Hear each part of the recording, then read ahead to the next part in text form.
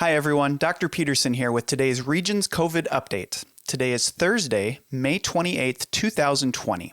Information presented today is current as of today and may not be current tomorrow. Stay tuned to our website at regionsems.com. Click on the COVID-19 link and you'll find a full page full of resources that we are compiling and timestamping so you can be sure that you are getting the most up-to-date information.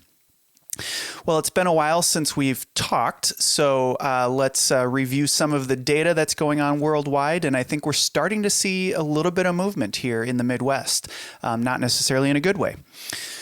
Worldwide, as of yesterday evening, 5.7 million confirmed cases with 356,000 deaths. The United States is definitely leading the world in deaths, not a game that we want to be leading in.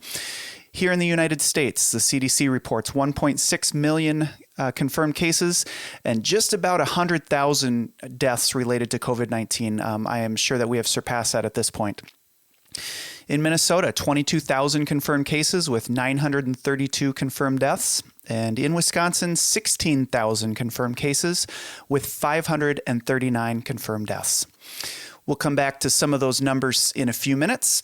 First of all, just a couple announcements. Again, ECMO, I'm going to keep reminding people of this. The ECMO team is open. They are receiving patients at the University of Minnesota. Call the number on your screen if you believe you have an eligible patient. Again, if the first rhythm is shockable by any device, whether it's an AED or a full manual monitor defibrillator, get on the phone, get moving, keep your scene time as short as possible, and talk to the ECMO doc to activate the ECMO team. Also, Monday, coming up next Monday, June 1st at 11 a.m. Central Time, there's a webinar that we will put a link to on our COVID webpage from NHTSA, the National Highway Transportation Safety Administration, who does have some oversight of EMS at the federal level. They will be doing a webinar on EMS patient care, operational things. Might be interesting if you're interested in what's going on around the country and what the federal government is recommending. You have to register ahead of time, so go to the link on our website if that is something that interests you. Okay, back to the numbers now. Here in Minnesota, and again, I'm going to lump western Wisconsin in with the Twin Cities metro area just because of proximity to Minnesota rather than the population center of Wisconsin, which is over on the eastern side of Wisconsin. We are seeing a rise in hospitalizations. You can see from the graph on the screen here that the number of hospitalizations are definitely going up. There's a couple reasons for this. One is we are seeing more cases. So with more cases, there are more people requiring hospitalization, but also these people are hospitalized for weeks. I know of one patient who's been on a ventilator for more than 3 weeks at this point. So this virus is nasty. It knocks people down for a long time. So part of that then is as we add more cases, we're just stacking on top of prior hospitalizations. So that is becoming a concern that we are starting to see some movement upwards in the number of cases and hospitalizations that we're seeing.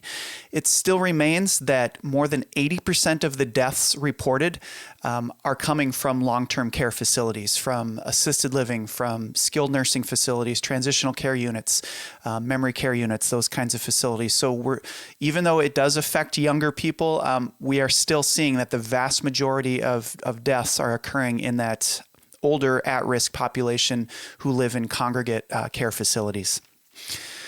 Along with that, then, we're seeing a spike in these long-term care facility cases.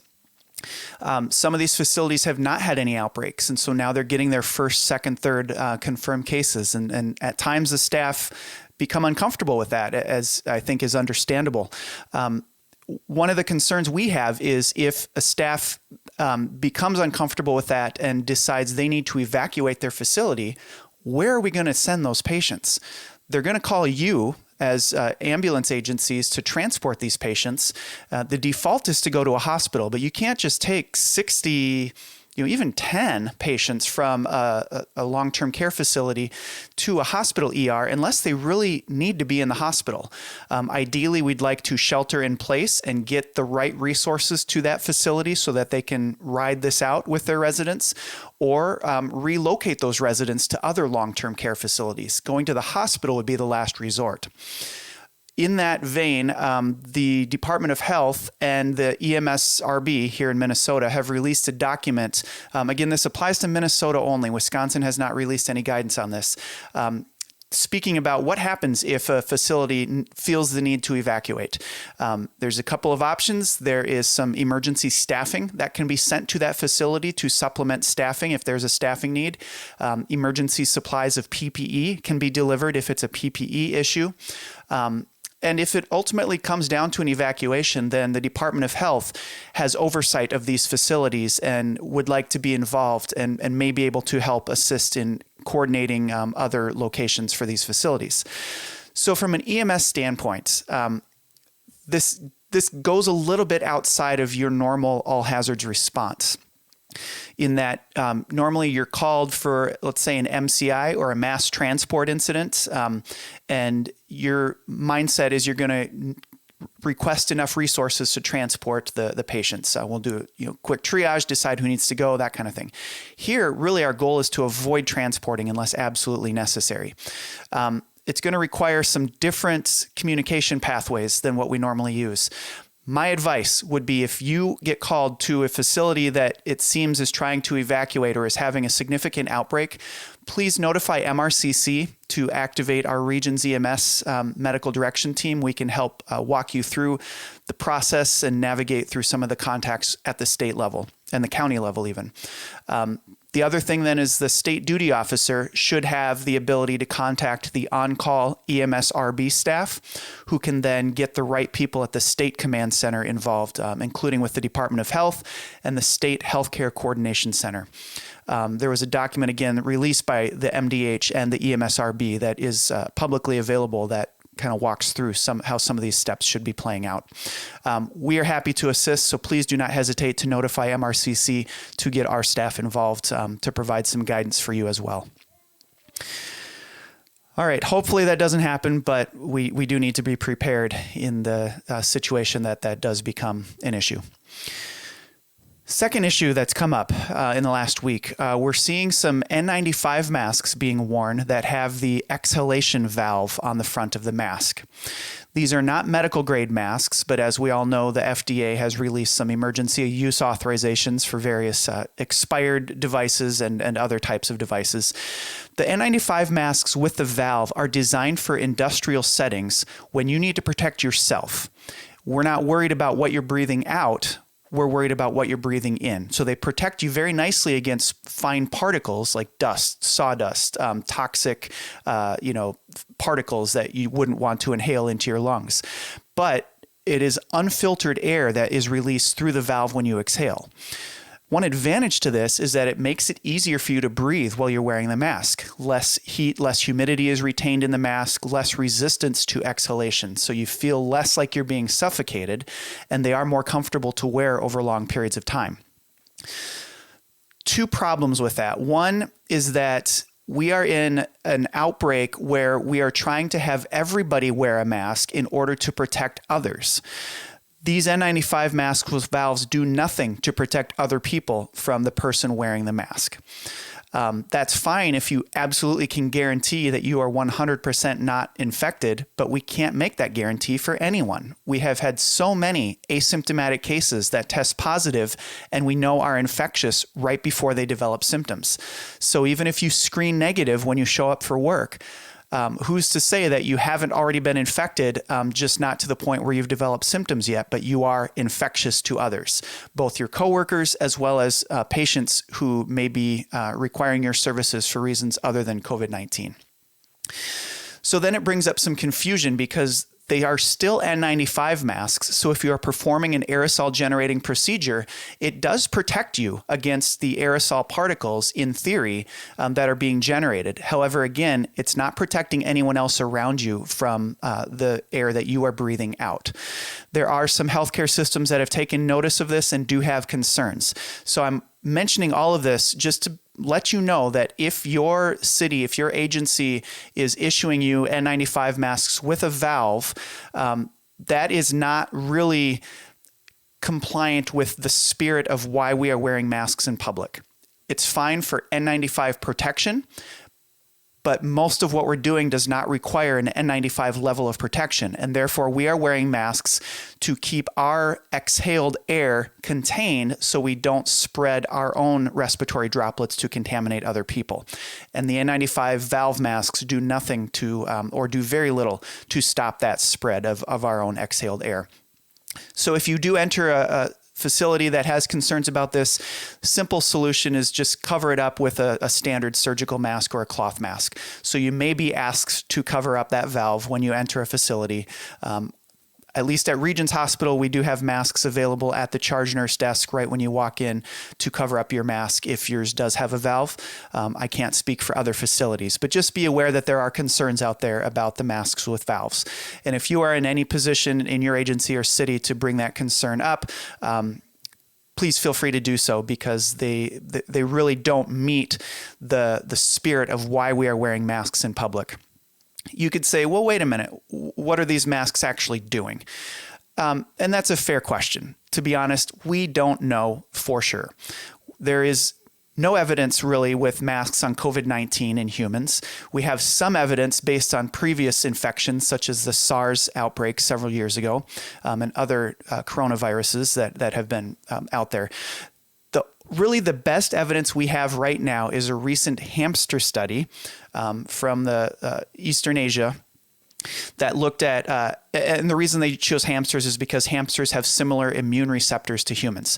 So they had hamsters separated in cages infected with a coronavirus, and they had three scenarios. One was that neither hamster's cage was protected. One was that the infected hamster's cages had surgical or cloth equivalent masks protecting the cage. The third scenario was that the healthy hamsters were protected by a mask. They did find that these masks significantly reduce the transmission of disease from infected to healthy, both if the infected hamster cages were protected and also if the healthy hamster cages were protected. So theoretically, if you believe that we can extrapolate that data, which I think that we have to think that there is some legitimacy to that. There is protection conferred by wearing masks out in public, both for people that are infected and for people who are not infected. We definitely don't have any evidence that says that masks don't make a difference at all, and they definitely aren't hurting anything. So I think we have to do the right thing and still encourage all of our coworkers, all of our colleagues, anyone out in the community to be wearing a protective mask to protect the general public. We can still make a dent on this curve, flatten the curve, reduce the duration of outbreak, reduce the spread here. And I think that's one of the simplest things that we can do that really doesn't have much, if any, downsides that can prevent the spread of this virus. I'll get off my soapbox now. Last topic to talk about today is that Regions Hospital Health Partners has moved into their Tier 2 surge capacity, speaking of the increased rate of hospitalization, which means that our ICU beds are becoming more limited, and we are opening additional space to use as critical care beds. And Regions has started looking at transferring some patients out of Regions to other Health Partners hospitals to offload some of that burden. So we are definitely seeing a surge in cases. That it doesn't necessarily change your transport patterns for now, but just be on the lookout. We are monitoring on a daily basis our need at an EMS level to move on up the chain in our surge criteria here to start modifying some of our responses. We're not there yet in EMS, but it could be coming in the coming weeks. All right, enough hard topics for the day. Let's go back to a trivia question from last week. The question was, how many different coronaviruses are known to infect humans? Although there are many subtypes, there are 7 major coronavirus types that are known to infect humans. So the answer to that was 7. I had 2 guesses. Brad Roberts from Lake Johanna Fire guessed 4. Matt Lundquist from Lakeview EMS got it correct, guessed 7. So well done, Lundy. Let's go to today's question. And again, submit your best guess to regionsems@healthpartners.com. We'll give you a shout out on the next video. Question is, and this is in line with the SpaceX launch, which was scheduled for yesterday and was scrubbed because of bad weather, will hopefully take place over the weekend here, where they're sending 2 astronauts up to the International Space Station. It's been a while since the United States has sent astronauts into space, so this is kind of a landmark event. Before the COVID-19 outbreak, how long were astronauts typically quarantined prior to launch? NASA and other agencies try to prevent transmitting any diseases into space. Obviously, you can imagine a COVID infestation out in space at the International Space Station would not be a good thing. So they have changed their quarantine criteria for this launch. But prior to this launch, what was the standard period of quarantine for an astronaut prior to their launch time? We'd also be interested in hearing any topics that you would like covered in future videos. So any comments, questions, concerns, please send them to regionsems@healthpartners.com. Otherwise, the weather's warmer. Get outside. Enjoy some of the beautiful Minnesota late spring, early summer weather. And we'll talk to you next week.